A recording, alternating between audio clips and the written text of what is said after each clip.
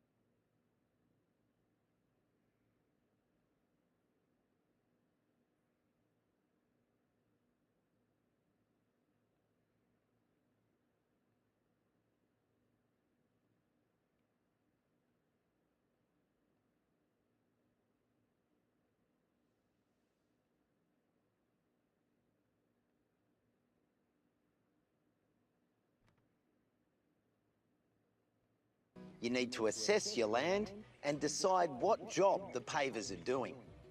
Is it a little path between garden beds? How heavy is the traffic? Are cars going to drive and park on it? The more reactive the soil and the higher the use of the pavers, then the more reinforcement will be required. The pavers are doing. Is it a little path between garden beds? How heavy is the traffic? Are cars going to drive and park on it? The more reactive the soil and the higher the use of the pavers, then the more reinforcement will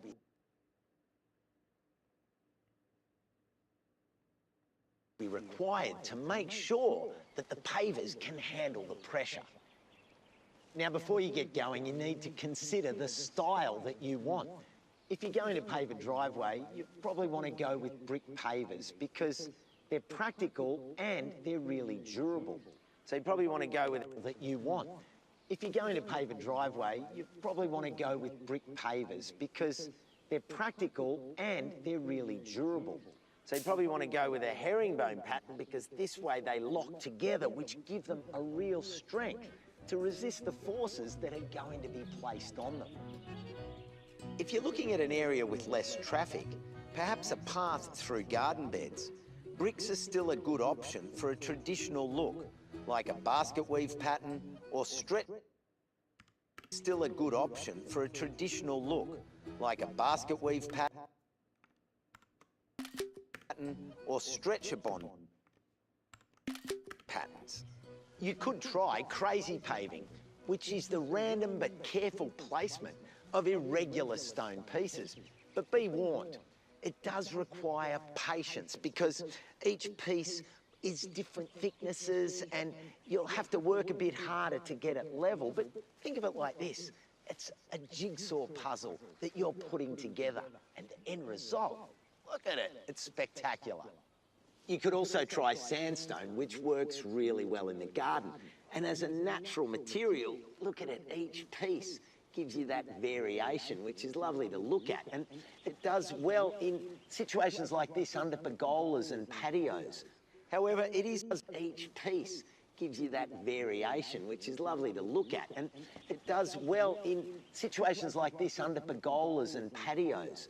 However, it is porous, which means it can stain if you don't take care of it and get a build-up of mould or algae. It's not one for around the pool, even though it gives a beachy vibe. Being so porous, it suffers not only from water damage, but from chemicals and acids found in pools. So this is the area that I'm going to be paving. It's joining that path back there with this concrete slab. I've got these terracotta pavers to do the job. The first thing to do is measure the space you're working in. This is important so you can work out how many pavers you need to buy. You don't want to end up with heaps more than you need. And 7. Paving is only as good as its base. So preparation is key. What you need to do is start at the top and say, all right, we've got a fixed concrete slab top there, as well as the pavement up there. So we need to work down and say, right, the paver is 40 mil, the paving sand is 25, that's 65, plus around the 75 to 100 of road base to allow for the bumps and bruises. So that's around 160 millimetres that has been excavated down here. So what I need to do is bring the base in. So I'm just going to continue to level this out. I've now got what I call my levelling rake. I call it a wonder level. And I can just go over it a bit and that will just give it a rough level. And then the next step after that is to start to compact it. And there's a few options there. You can do this manually if the area is small, or if it's larger, you can use a plate compactor. The compacted base layer underneath provides higher resistance and greater stability for your pavers. Use a plate compactor. The compacted base layer underneath provides higher resistance and greater stability for your pavers. So what I'm doing here is setting up the string